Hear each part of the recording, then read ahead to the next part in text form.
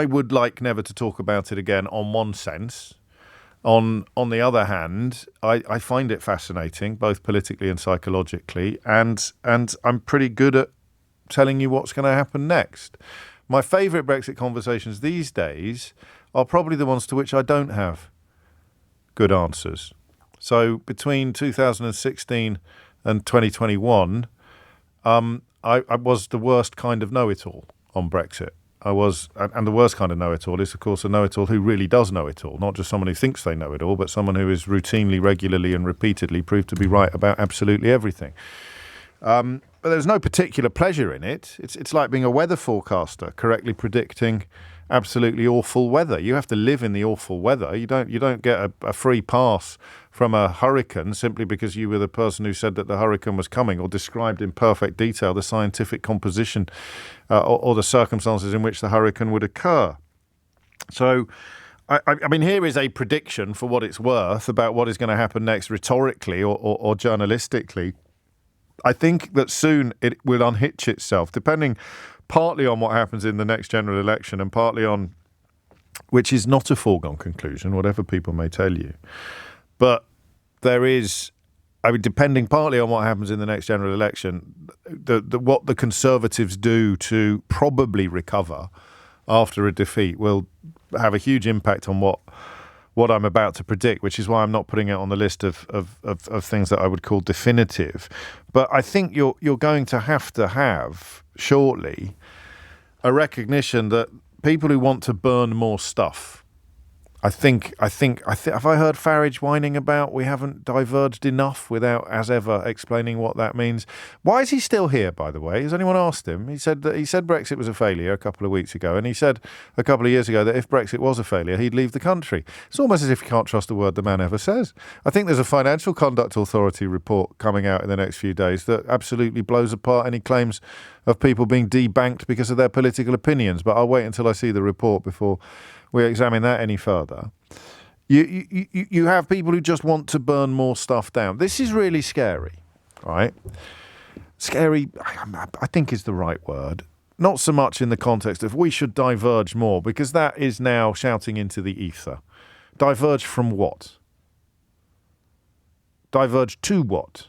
Follow what regulatory framework instead of the one that British industry has been following for the last 20 years?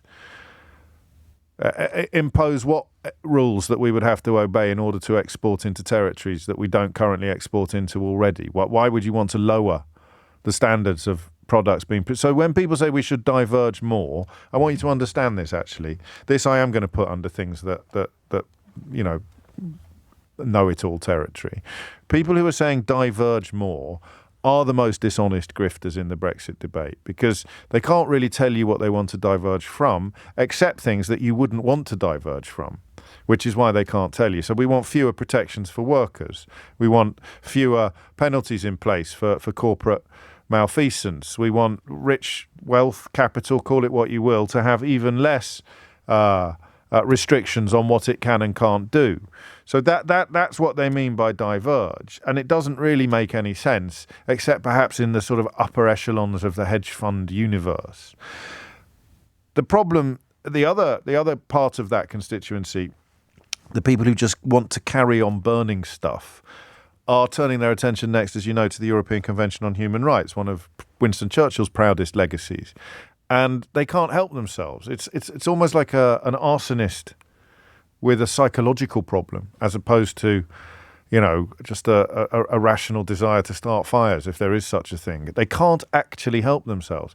If you've burnt everything behind you and none of the stuff that you thought would happen has happened, you have very little choice but to carry on setting fire to more stuff that you never actually intended to set fire to in the first place.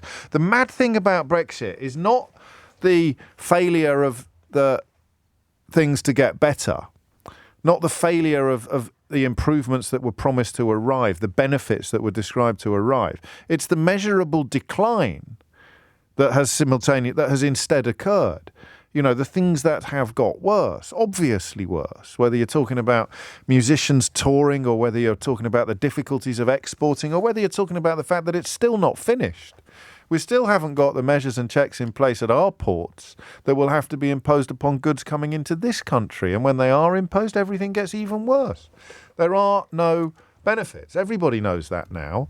But in order to keep the truth at bay, they say, well, we'll just set fire to one more thing, you see.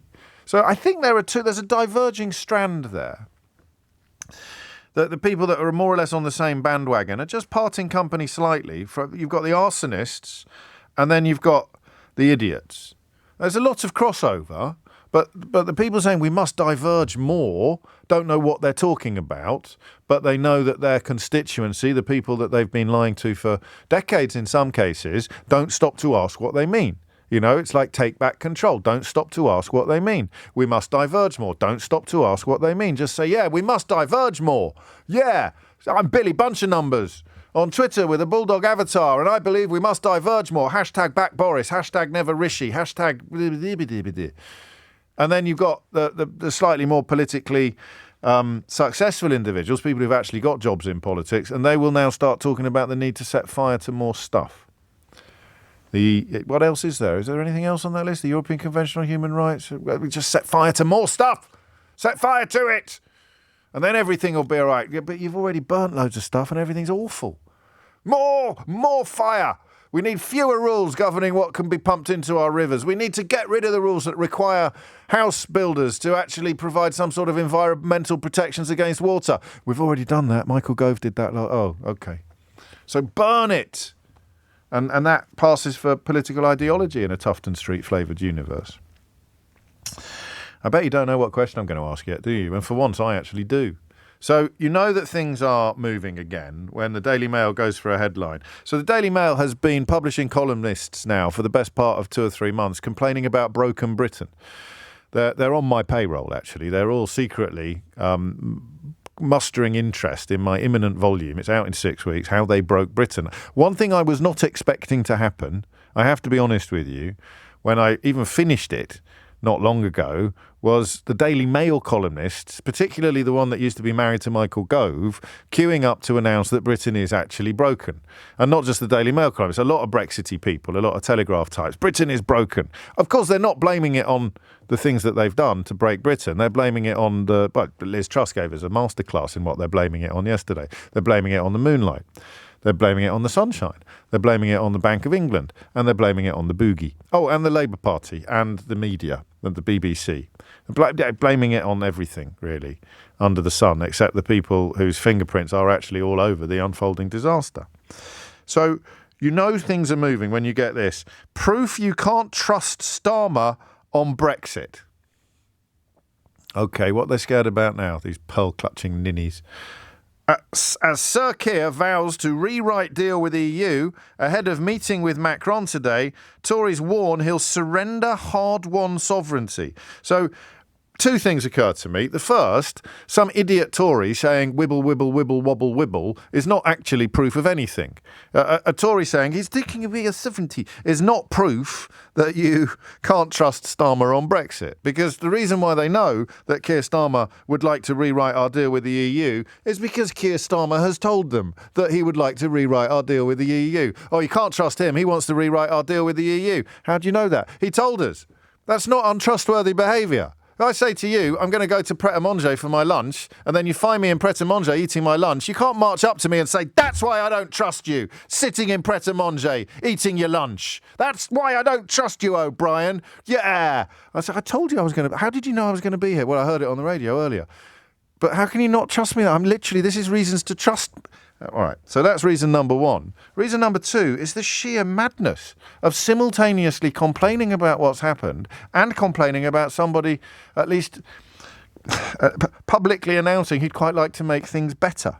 Keir Starmer was accused of a Brexit betrayal last night after vowing to rewrite the UK's deal with Brussels. These people are queuing up to complain about the UK's deal with Brussels, and yet vowing to rewrite it is also a problem. He's meeting Emmanuel Macron, the French president, and here's the bit you weren't expecting. It's 16 minutes after 11. You're listening to James O'Brien on LBC, and he's wasting his time. We are now entering the period in which the Labour Party come to understand that we are not special. It breaks my heart, this, actually, because I know there's a big Rejoin March unfolding on Saturday, and we'll be speaking to the rather wonderful organiser of it on the programme tomorrow. And I am not going to rain on their parade. Crikey, almost literally. There you go. That's why it's a figure of speech, isn't it? I'm not going to rain on their parade or urinate on their chips. It is an important movement espousing an inevitable outcome. But in terms of where we are now, well, I'd refer you to a rather splendid piece in the New Statesman today by a man who knows of what he speaks. He's a director of Euro Intelligence, Wolfgang Munchau, and he points out it is simply not possible to achieve a better deal outside of the single market and the customs union. And Keir Starmer is absolutely adamant that we're not going back into the single market or the customs union. So, albeit that the Daily Mail is clutching its pearls, spitting its dummy, whatever you want to call it, I don't know what he should do.